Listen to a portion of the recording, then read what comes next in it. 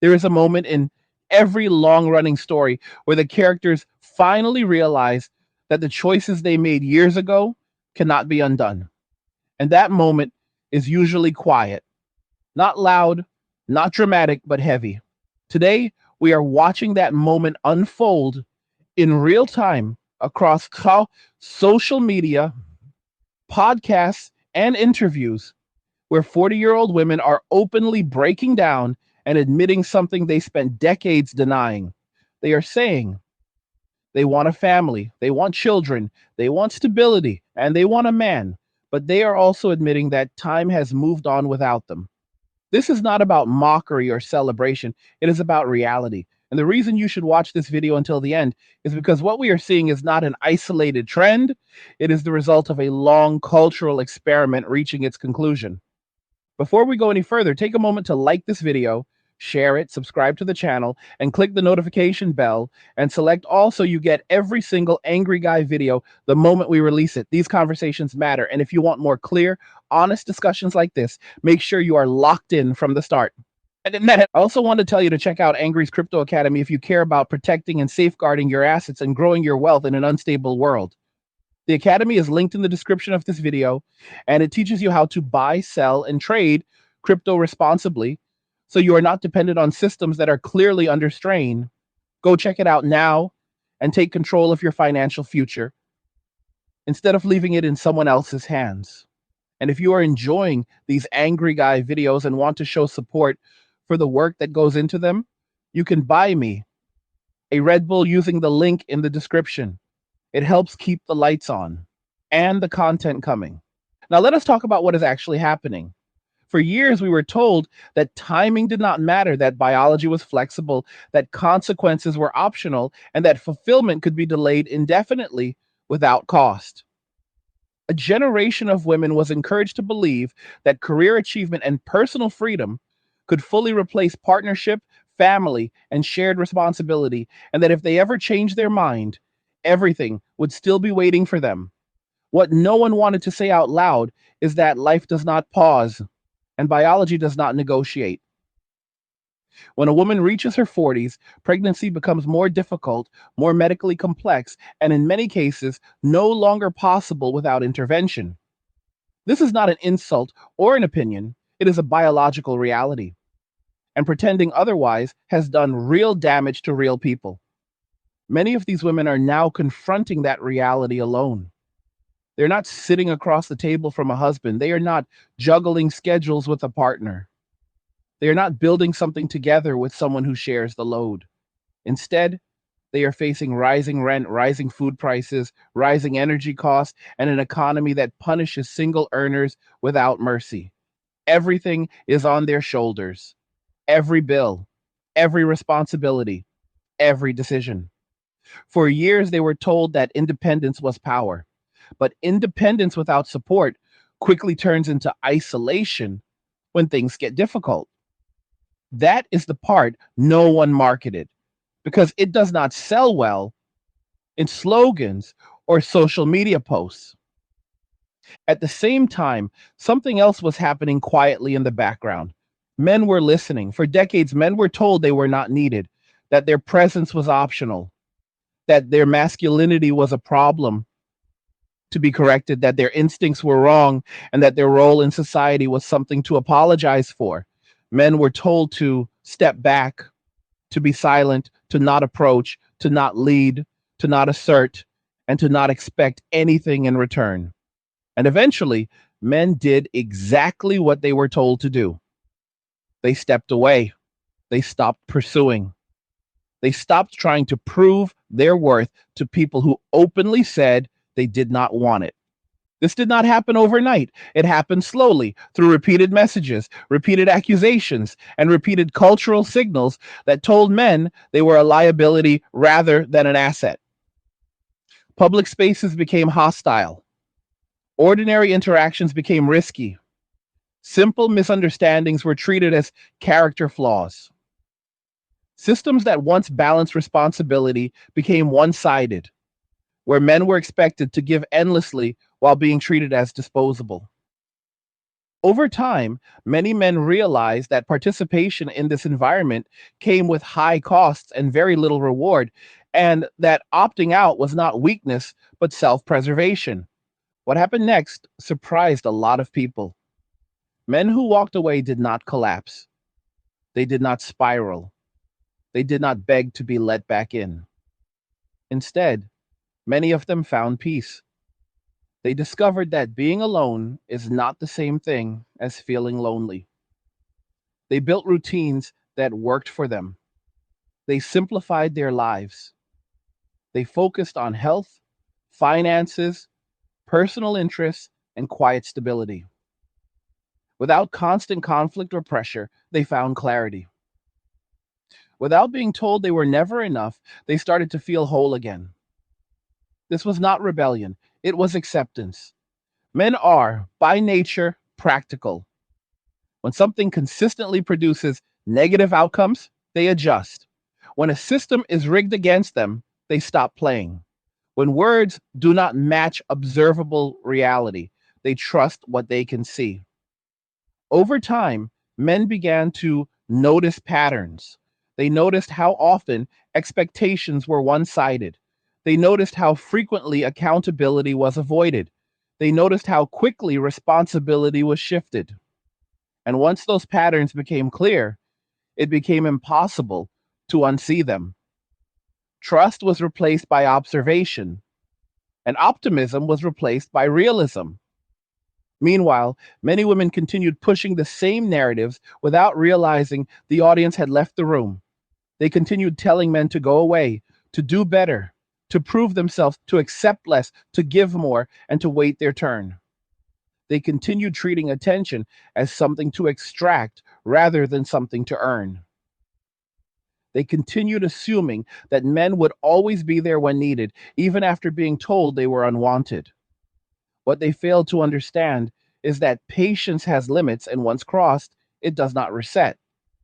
Now the tone has changed. The same voices that once dismissed men are now openly expressing frustration, fear, and regret.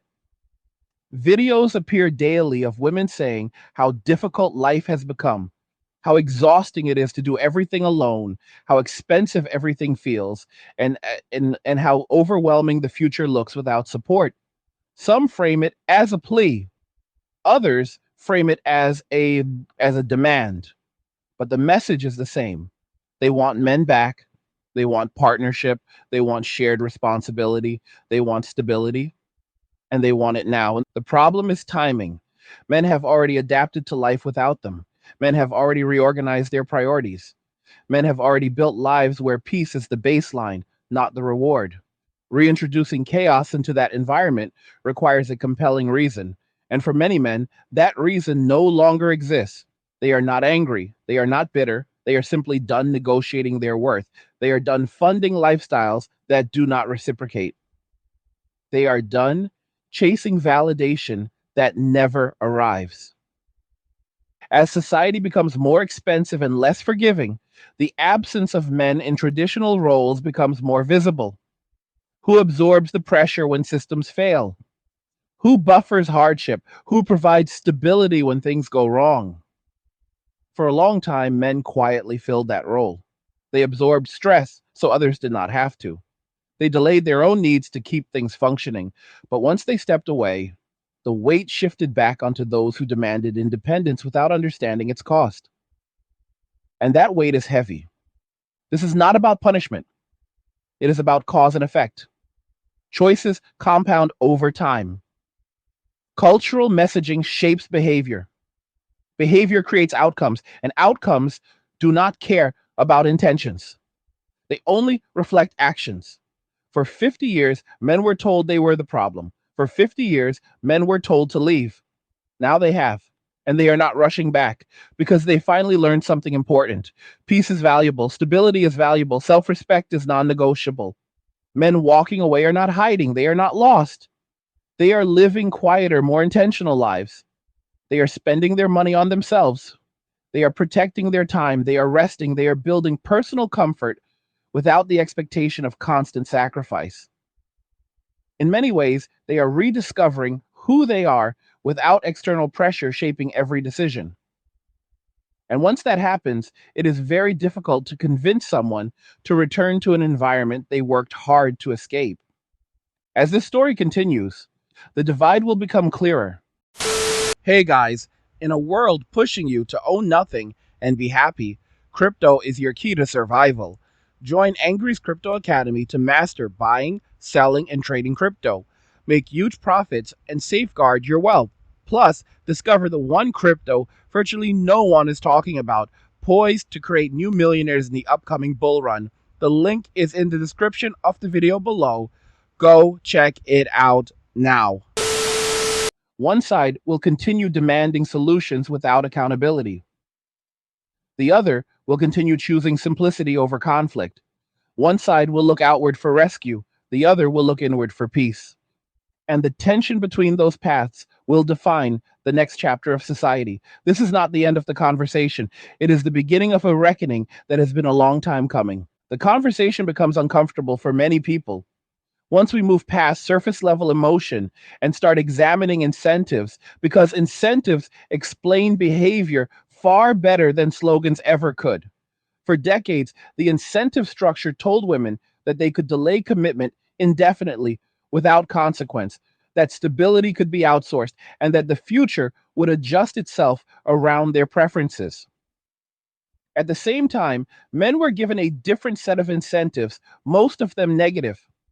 They were told that investment carried risk without reward, that effort would not be appreciated, and that accountability would not be shared.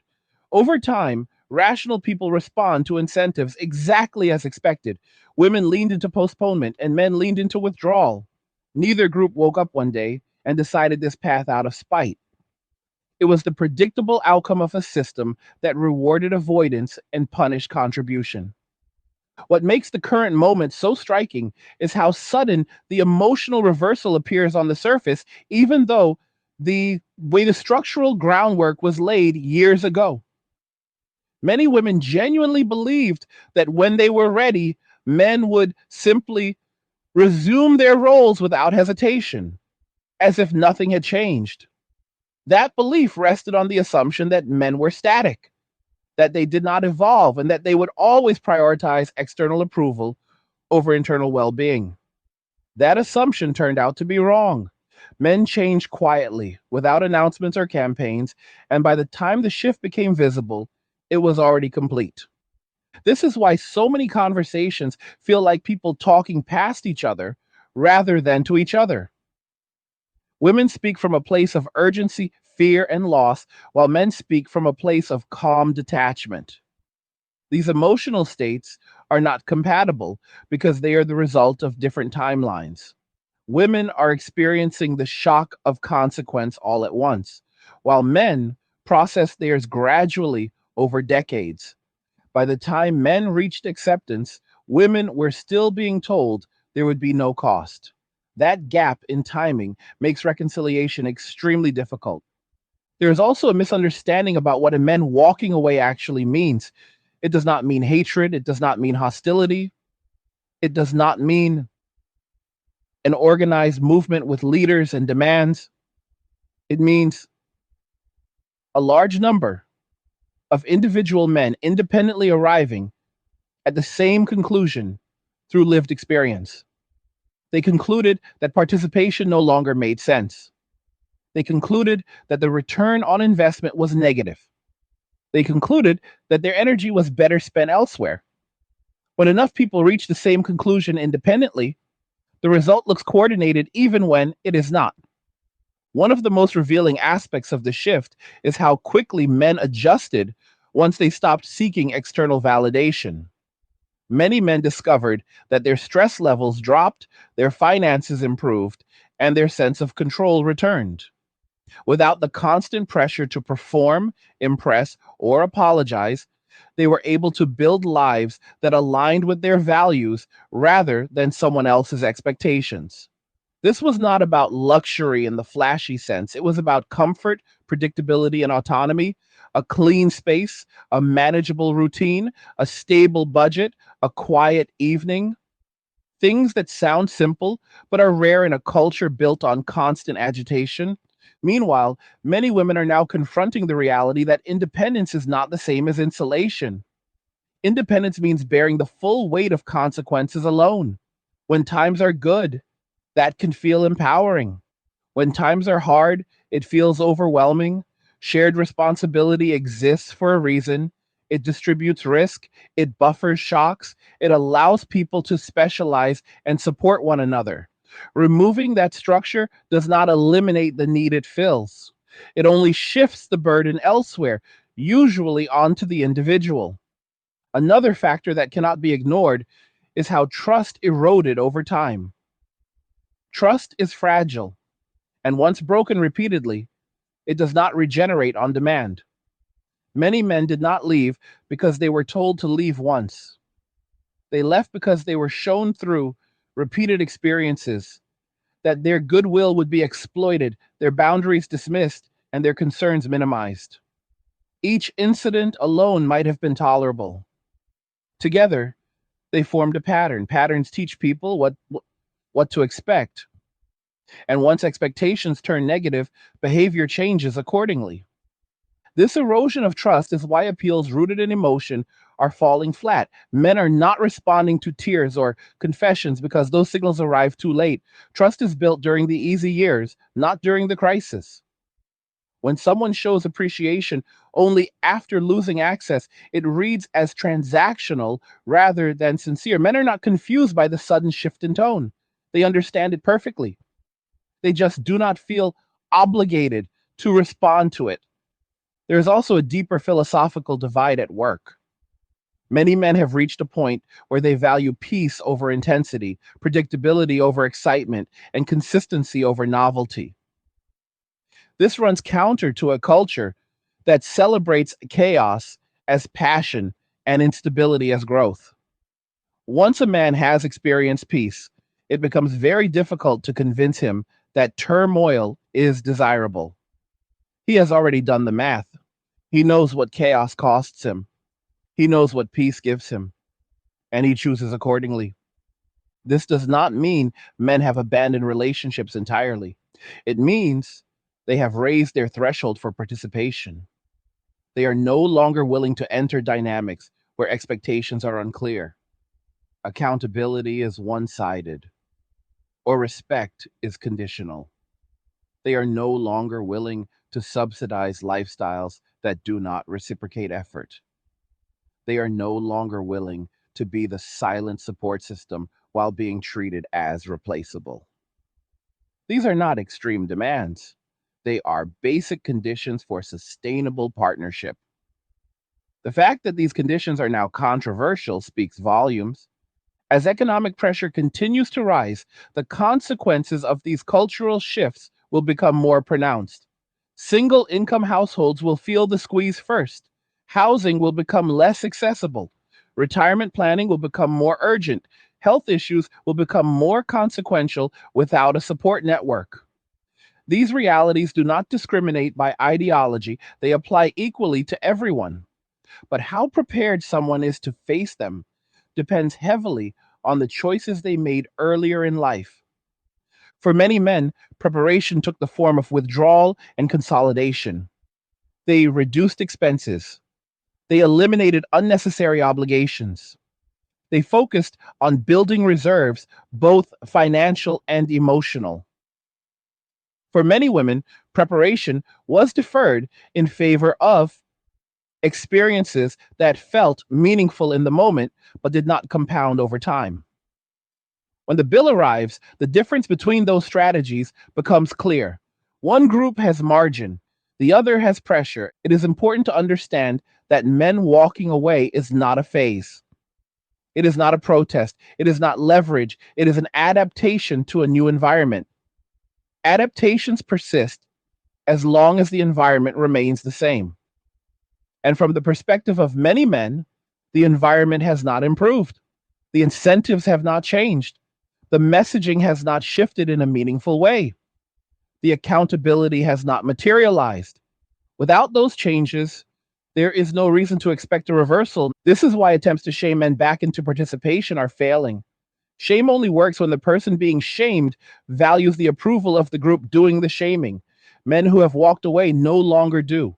They have built identity and self worth outside of those systems. Shaming them is like knocking on a door they no longer live behind. The sound does not carry. As this dynamic continues, we will see more honest conversations emerge, but they will not be evenly distributed. Some people will double down on denial. Others will begin reevaluating the stories they were told. The latter group will have a difficult but necessary reckoning with time, choice, and consequence. That reckoning will not be comfortable, but it will be clarifying. Clarity often arrives late, but when it does, it tends to stay. Men walking away is not about winning or losing. It is about opting out of a game that no longer makes sense. It is about choosing a life that feels sustainable rather than performative. It is about recognizing that peace is not selfish and that self preservation is not a moral failing. These realizations did not come easily, they were earned through experience, disappointment, and reflection. That is why they are not easily reversed. As we move deeper into this topic, the question is not whether men will come back. The question is whether society is willing to acknowledge why they left in the first place. Without that acknowledgement, every appeal will sound hollow, every promise will feel temporary, and every attempt at reconciliation will fail before it begins. Understanding always precedes change, and right now, understanding is in short supply. Understanding why men left requires looking at systems rather than individuals because systems shape behavior far more powerfully than personalities ever could. When a system consistently rewards certain actions and punishes others, but people adapt whether they are consciously aware of it or not, for years the system rewarded men who stayed silent, overextended themselves, and accepted imbalance without complaint. At the same time, it punished men who asserted boundaries, questioned fairness, or expected reciprocity. Over time, many men realized that silence did not buy safety, generosity did not buy loyalty, and sacrifice did not buy appreciation. It only delayed conflict while increasing its eventual cost. Walking away became the only rational response left on the table. And what makes this particularly difficult to address now is that many of the messages that pushed men away were framed as progress.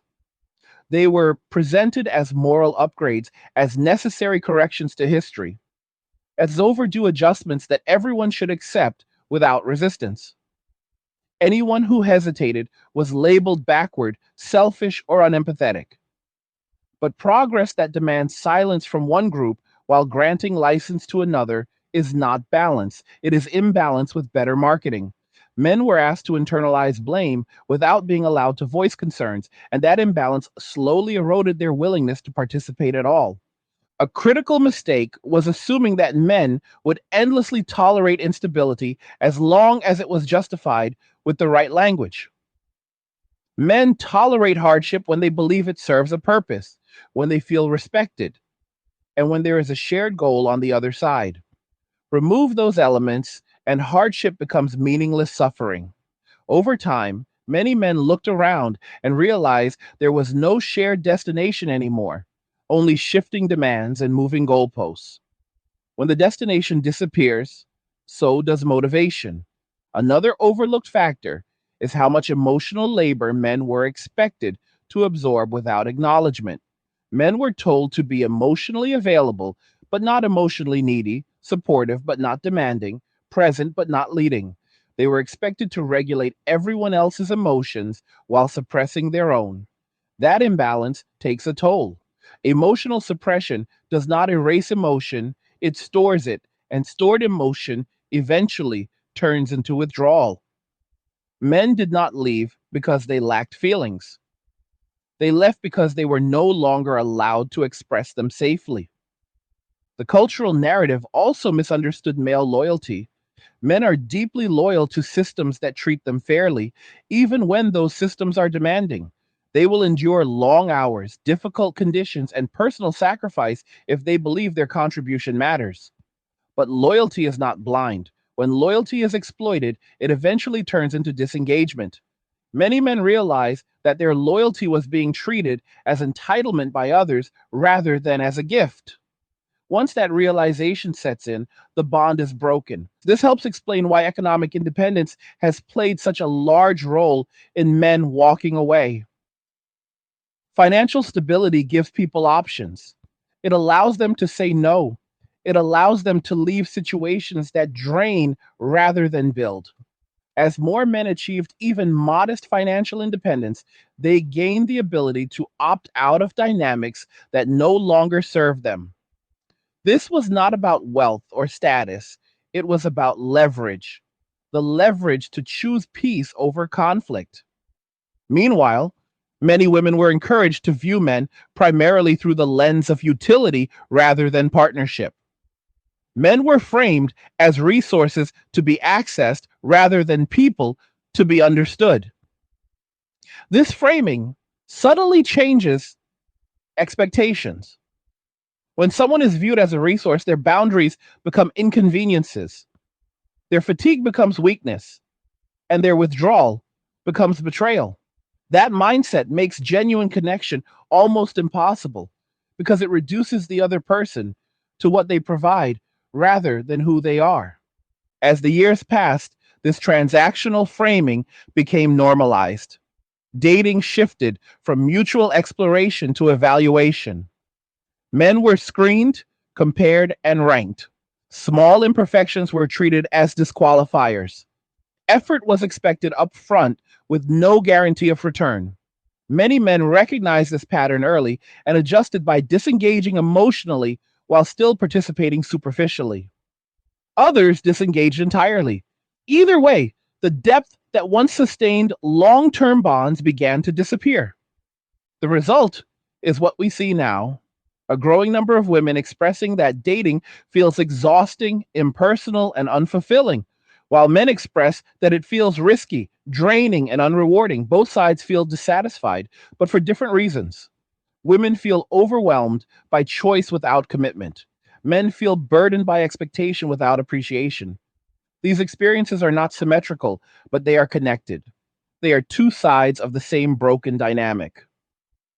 Another reality that complicates reconciliation is that men have changed internally in ways that are difficult to reverse. Many men who walked away invested years into building self sufficiency. They learned how to meet their own needs, regulate their own emotions, and find meaning without external validation. This process reshapes identity. Once someone builds a stable inner framework, they are far less likely to tolerate environments that destabilize it. The bar is not higher out of arrogance, it is higher out of experience. This internal shift is why promises of change are often met with skepticism. Men are not hearing new ideas. They are hearing recycled language. They have heard apologies before. They have heard reassurances before. What they have not seen is sustained behavioral change over time. And without that, words carry little weight. Trust is rebuilt through consistency, not declarations. It is also important to acknowledge that not all women share the same outlook, just as not all men walked away. But broad cultural trends affect everyone within them, regardless of individual intent. Women who value partnership, cooperation, and mutual respect are also affected by an environment that rewards conflict and discourages vulnerability. They are competing in a marketplace shaped by incentives they did not create but must navigate. This creates frustration on all sides, even among those who genuinely want something different. As more people begin to recognize these dynamics, there will be attempts to reset the narrative. Some of these attempts will be sincere, others will be cosmetic. The difference will be clear over time. Sincere change involves accountability, humility, and patience. Cosmetic change involves rebranding the same expectations with softer language. Men who have walked away will be watching closely, not with hostility, but with caution. They have learned that patterns matter more than promises. One of the most difficult truths to accept is that some opportunities do not return once missed. This applies to careers, health, finances, and relationships. Time compounds everything, both positively and negatively. When people are told they have unlimited time, they make different choices than when they understand time is finite. Many women are now confronting the reality that time was not as flexible as advertised. That realization is painful, but pain does not automatically obligate others to fix it. Men are often accused of lacking empathy in these discussions, but empathy does not require self sacrifice without limit. Empathy can coexist with boundaries. A man can understand someone's regret without volunteering to absorb its consequences. This distinction is critical. Compassion does not mean compliance. Many men have reached a point where they can acknowledge the difficulty others face while still choosing not to re enter environments that harm them. As economic and social pressures continue to increase, we will likely see more people reassessing long held beliefs. Some will adapt early and course correct, others will resist until circumstances force the issue. The earlier the adaptation, the more options remain available. Late adaptations come with fewer choices and higher costs. This is not cruelty, it is how systems behave. Men walking away represents a broader shift toward personal sovereignty. It is a declaration that participation must be voluntary, mutually beneficial, and sustainable. It rejects the idea that endurance alone is virtuous. It reframes success as stability rather than approval. These ideas resonate because they align with observable outcomes. Men who adopted them tend to report better mental health, stronger finances, and greater life satisfaction. Those results reinforce the choice. As we continue this discussion, it becomes clear that the question is not whether men will return to old roles. Those roles no longer exist, in the same form. The real question is whether new frameworks can emerge that are grounded in reciprocity, respect, and realism. That process will take time, and it will require uncomfortable honesty from everyone involved. There are no shortcuts here, only choices, consequences, and the willingness to learn from both. At this stage, the conversation shifts from observation to implication, because once patterns are clear, the next question is what those patterns produce over time.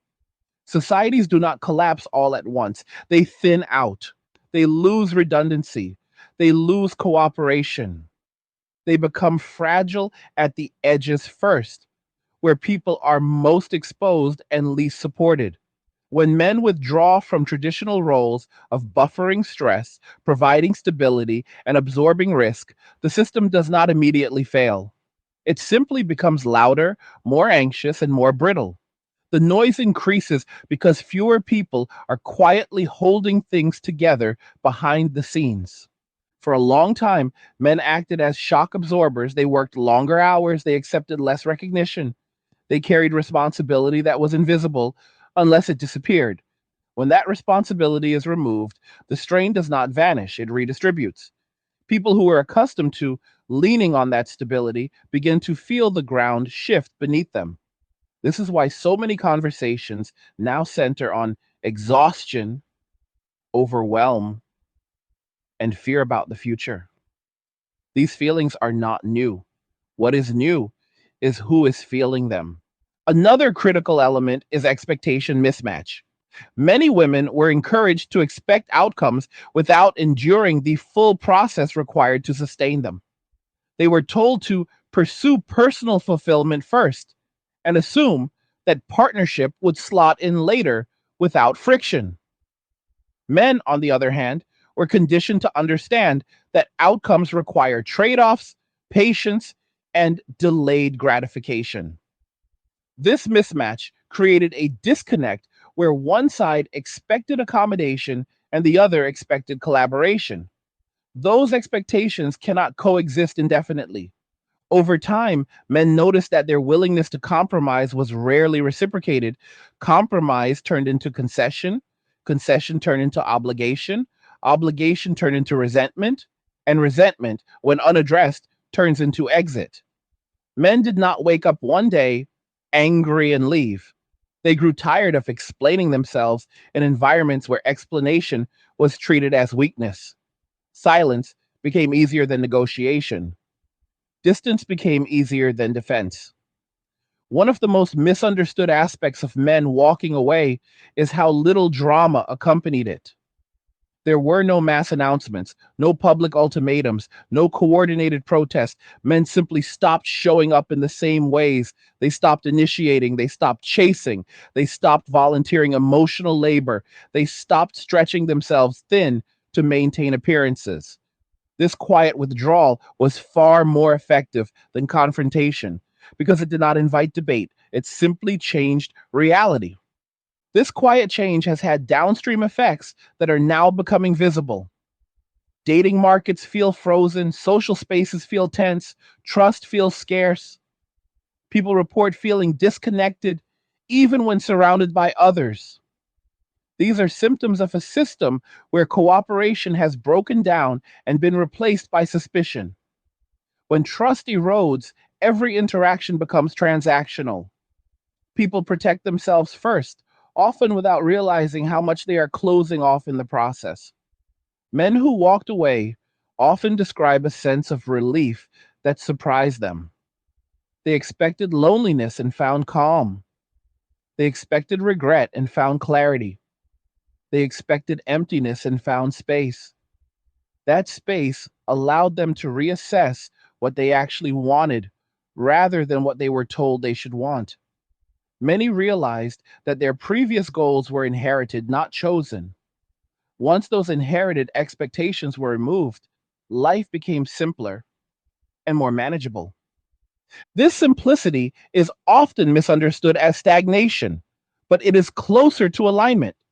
A man who aligns his life with his actual values experiences less internal conflict.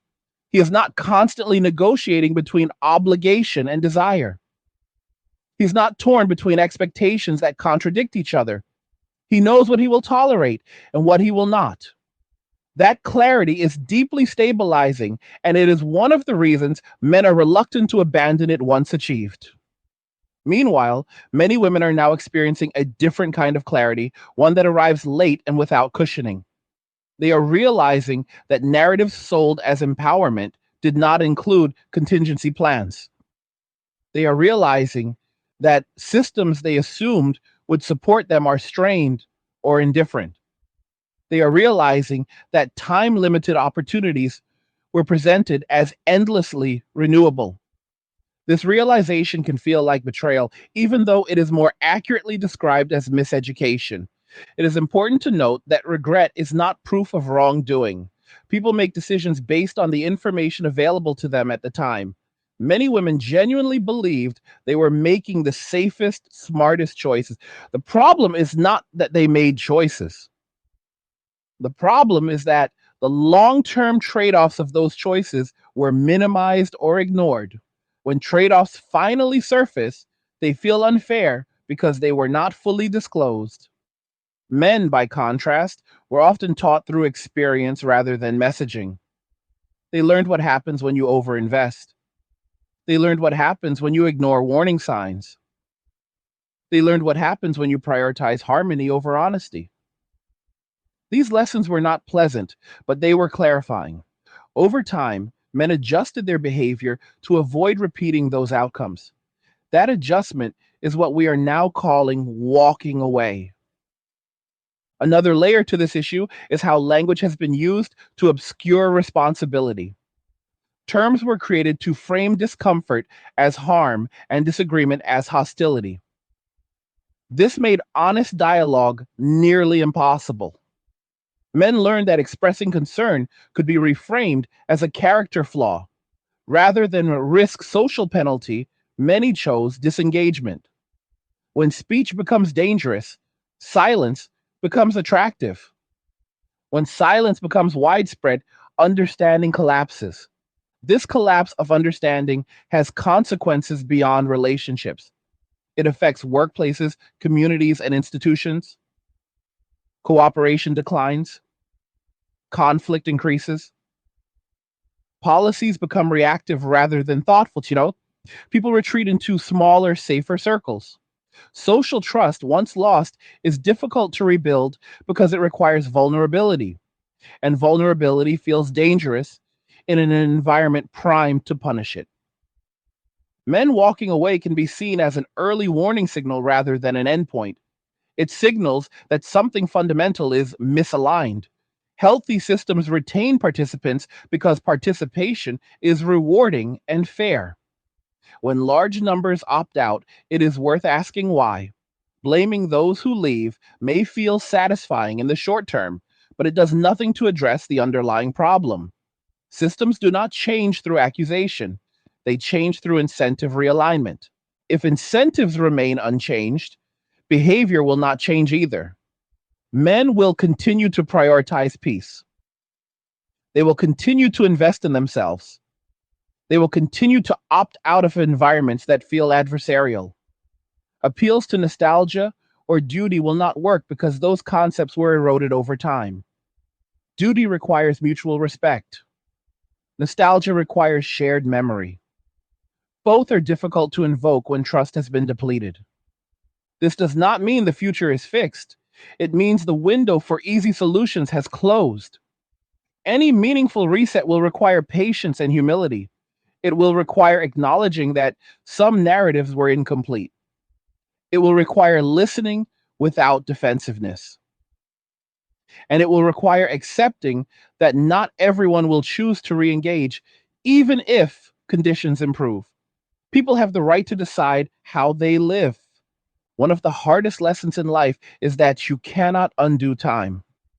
You can only respond to where you are. Men who walked away responded early and incrementally. Many women are responding later and all at once. That difference matters. Early responses preserve options. Late responses narrow them. This is not a moral judgment. It is a structural reality that applies to everyone. As inflation rises and economic pressure increases, the importance of cooperation becomes more obvious. Shared households, shared planning, and shared responsibility reduce risk. But cooperation cannot be demanded. It must be invited. And invitations are only accepted when the environment feels safe and reciprocal. For many men, that environment has not yet returned. Men are not immune to hardship. They simply chose a version of hardship they could manage. Solitude with stability felt preferable to connection with chaos. That choice reflects a recalibration of priorities rather than a rejection of humanity. Men still value connection, they just value peace more. Until those values are respected rather than dismissed, disengagement will remain rational. The next chapter will be shaped by whether society can move past blame and into accountability. Accountability does not mean punishment, it means owning outcomes without deflection. It means examining incentives honestly. It means asking difficult questions without immediately assigning villains. This process will be uncomfortable, but it is necessary. Avoiding it only prolongs fragmentation. As more people confront these realities, there will be pressure to soften the message, to dilute it, to make it easier to digest. But clarity is often uncomfortable precisely because it cuts through illusion. Illusion feels safe until it collapses. Clarity feels harsh at first, but it allows adjustment. Men walking away chose clarity early. Others are encountering it now. What happens next depends on whether clarity is met with reflection or resistance. Reflection opens the door to new frameworks. Resistance hardens existing divides. The outcome is not predetermined, but the direction will be shaped by how honestly these dynamics are addressed. Ignoring them will not make them disappear. They will simply express themselves in other ways, often less constructive ones. As this conversation continues, it becomes less about men and women as categories and more about incentives, systems, and timing. Individuals live inside structures they did not fully design, but they still respond to them. Understanding that interaction is the first step toward building something more balanced.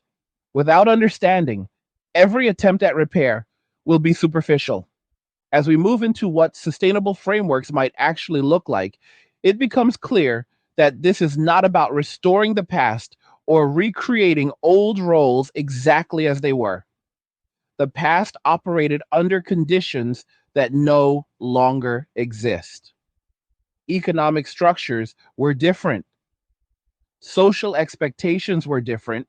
Risk was distributed differently.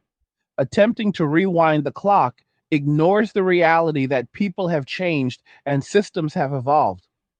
What matters now is whether new frameworks can emerge that respect modern realities while restoring balance, cooperation, and mutual accountability.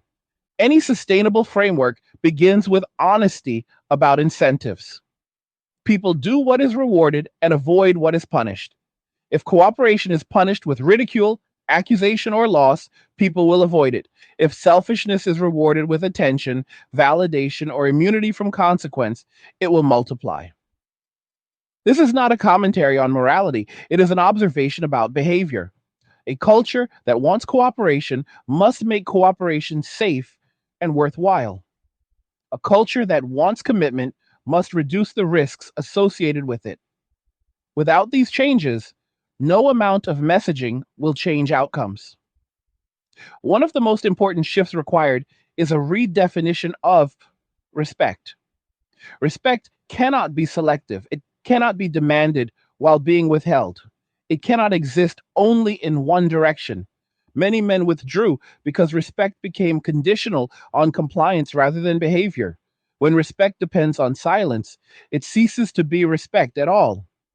Sustainable relationships require mutual recognition of effort, boundaries, and contribution. This does not mean perfection, it means fairness. Accountability is another pillar that must be restored. Accountability does not mean blame, it means ownership. It means acknowledging how choices shape outcomes without immediately reframing those outcomes as someone else's fault. For years, accountability was unevenly distributed. Some were encouraged to externalize responsibility, while others were expected to internalize it endlessly. That imbalance corrodes trust.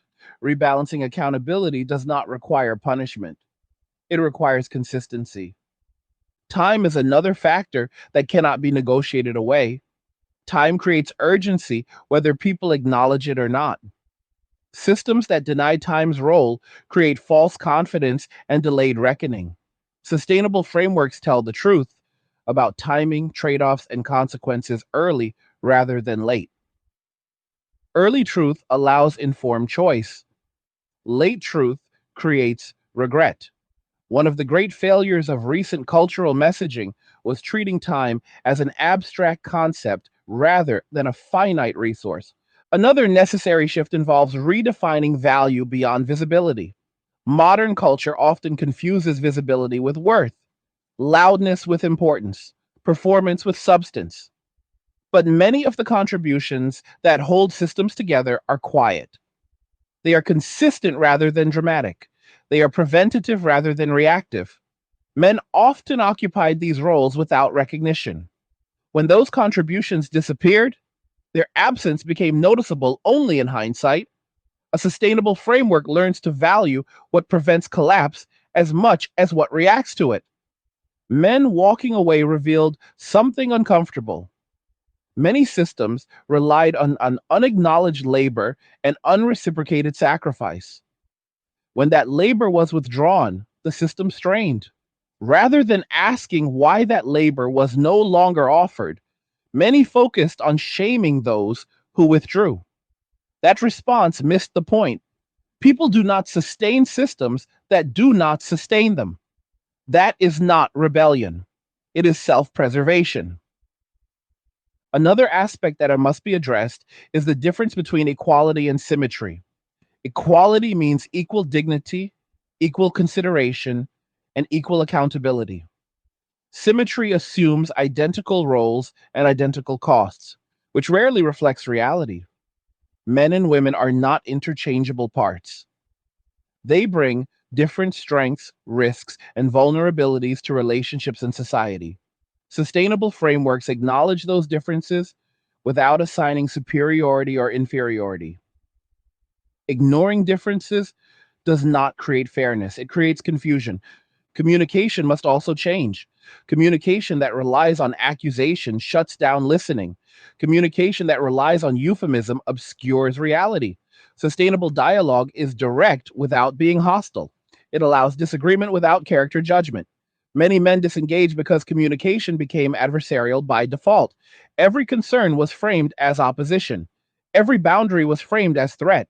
In that environment, silence becomes the only safe response. Trust cannot be demanded on schedule. Trust rebuilds slowly through consistent behavior. This is one of the most difficult realities to accept because it means there is no shortcut. Apologies. Without behavioral change, do not rebuild trust. Promises without follow through do not rebuild trust. Trust returns when people observe patterns that contradict their previous experiences. That takes time. Some bridges will rebuild, others will not. Both outcomes must be accepted. It is also important to understand that some men will never return to traditional partnership regardless of improvements. They have built lives that feel complete as they are. They do not feel deprived. They do not feel resentful. They simply do not feel the need to re enter dynamics they no longer desire. This is not a failure of reform, it is an expression of autonomy. Sustainable systems allow people to choose without coercion. For those who do seek partnership, the terms will be different. Expectations will be clearer. Boundaries will be firmer. Roles will be negotiated rather than assumed. Peace will be prioritized over intensity. Stability will be valued over image. These preferences are not negotiable for many men because they were learned through hard experience. Ignoring them will not bring men back. Respecting them might. Another uncomfortable truth is that some losses cannot be reversed. Time limited opportunities, once passed, do not reset. This applies across life domains, accepting that reality is painful, but denying it is worse. Sustainable frameworks help people navigate where they are rather than where they wish they were. That requires emotional maturity and humility, traits that are difficult to cultivate in a culture built on validation rather than reflection. Economic pressure will continue to expose weak assumptions. Rising costs reduce margin for error. People have less tolerance for inefficiency and imbalance when survival feels closer to the surface. In such environments, cooperation becomes more valuable, but also more selective. People choose carefully where they invest their energy. Men who have learned to conserve their energy will not spend it carelessly again. One of the most damaging myths that must be abandoned is the idea that fulfillment can be outsourced indefinitely. Careers, experiences, and consumption can add meaning, but they do not replace connection. At the same time, connection without respect becomes burden.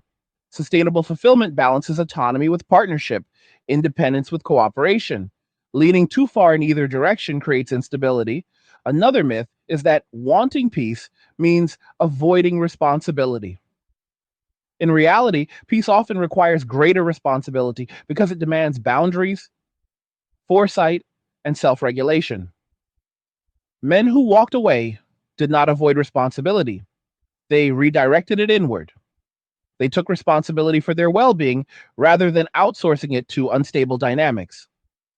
That is not escapism, it is discipline. As this recalibration continues, cultural narratives will lag behind lived reality. Narratives always change slower than behavior. By the time narratives catch up, behaviors have already adapted. This lag creates confusion and frustration because people rely on outdated stories to interpret current conditions. Recognizing that lag helps explain why conversations feel disconnected. People are operating with different maps of reality. Education plays a role here, not in the formal sense, but in how life skills and expectations are transmitted. Honest education prepares people for trade offs. It does not sell fantasies. It does not promise outcomes without effort. It does not hide risks to avoid discomfort. A culture that values long term stability tells the truth early, even when it is unpopular. One of the quiet shifts happening now is a renewed appreciation for predictability. In an unpredictable world, predictable relationships become anchors. Men who have experienced unpredictability as stress seek predictability as relief. That preference shapes everything from where they live to how they work to whom they allow into their lives. Any framework that ignores this preference will fail to attract them. There's also a generational element emerging. Younger men are watching older men's experiences closely. They are learning from observation rather than instruction. They see what happens when boundaries are ignored. They see the cost of overinvestment. They are adjusting earlier. This means the patterns we are discussing may intensify rather than fade unless incentives change meaningfully. Change, if it comes, will come slowly and unevenly. It will come through small communities rather than sweeping movements. It will come through lived example rather than campaigns. People will notice where stability exists and gravitate toward it. That is how systems regenerate, not through force, but through attraction. What makes this moment unique is the speed at which feedback is arriving. Social media accelerates visibility. Economic pressure accelerates consequence. People are receiving lessons faster than before. That can be overwhelming, but it also creates opportunity for rapid adjustment. Those who respond early preserve more options. Ultimately, men walking away is not the end of connection. It is a demand for better terms. It is a signal that peace, respect, and reciprocity are non negotiable. Whether that signal is heard will determine what forms of cooperation remain possible. Ignoring it will not reverse it. Understanding it might transform it. As we reach the final stretch of this discussion, the focus turns inward because systems only change when individuals change how they participate in them. Large cultural forces matter, but personal decisions show up first in daily life, not in headlines. Navigating this landscape realistically means abandoning fantasies on all sides and replacing them with grounded expectations. It means understanding what you can control, what you cannot, and where your energy is best spent. Men who walked away learned this lesson early. They stopped trying to fix environments that punished them for honesty and instead focused on building lives that functioned regardless of outside validation. Personal accountability begins with radical self assessment, not the performative kind that seeks sympathy, but the honest kind that asks difficult questions without excuses. What choices did I make?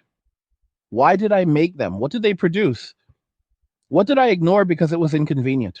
This process is uncomfortable, but it is also empowering because it returns agency to the individual.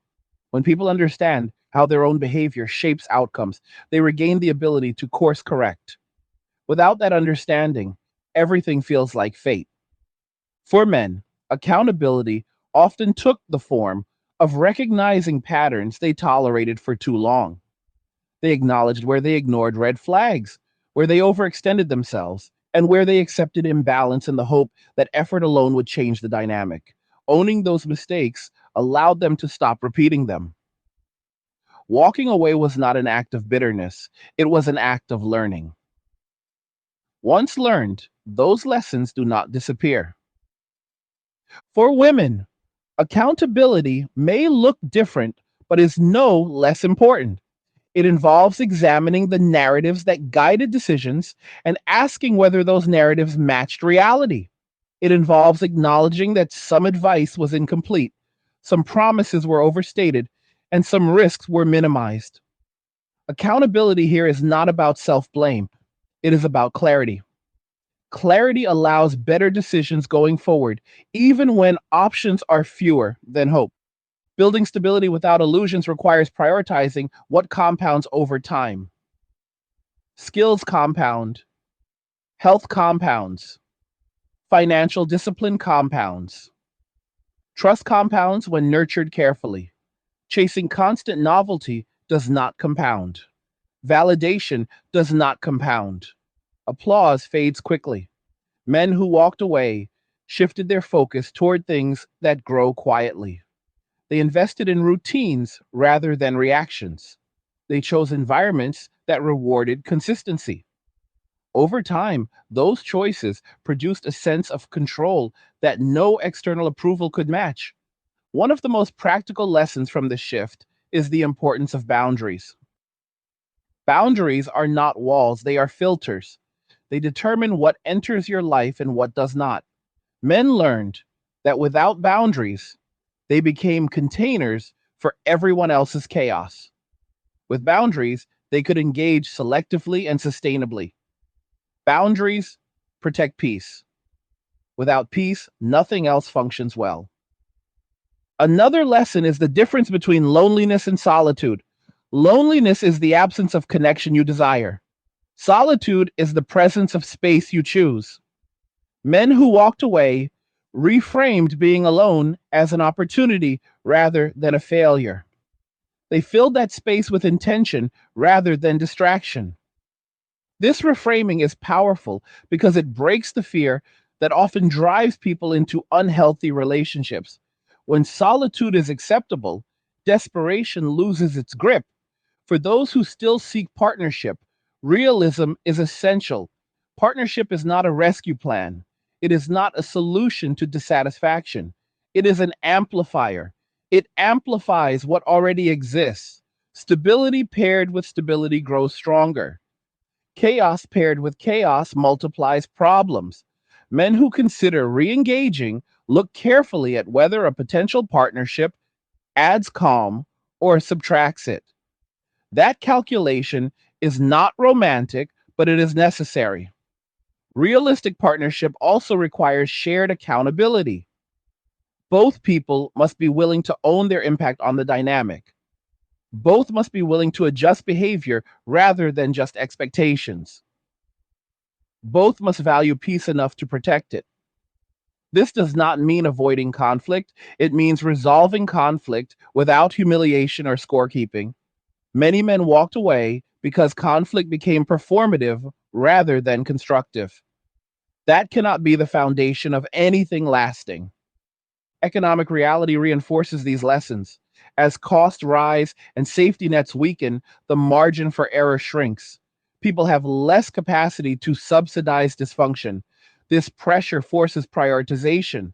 Men who simplified their lives early now have more flexibility. They are not immune to hardship, but they are less exposed to unnecessary risk. This is not luck, it is preparation. Another practical insight is the value of predictability. Predictability is often dismissed as boring, but in unstable times, it becomes priceless. Predictable expenses, predictable routines, predictable behavior from the people around you. Men learned to value this because unpredictability kept them in a constant state of vigilance. Peace arrived when vigilance was no longer necessary. That peace became the standard, not the exception. As younger generations observe these outcomes, they are adjusting faster. They are asking harder questions earlier. They are less willing to accept vague promises or unclear expectations. They are watching what actually produces stability rather than what is praised publicly. This observational learning means that cultural shifts can accelerate quickly once patterns are visible. What was once rare becomes normal. This does not mean connection disappears. It means connection becomes more intentional, smaller circles, deeper trust, clearer expectations, fewer roles better defined. Men who walked away did not reject humanity. They rejected chaos.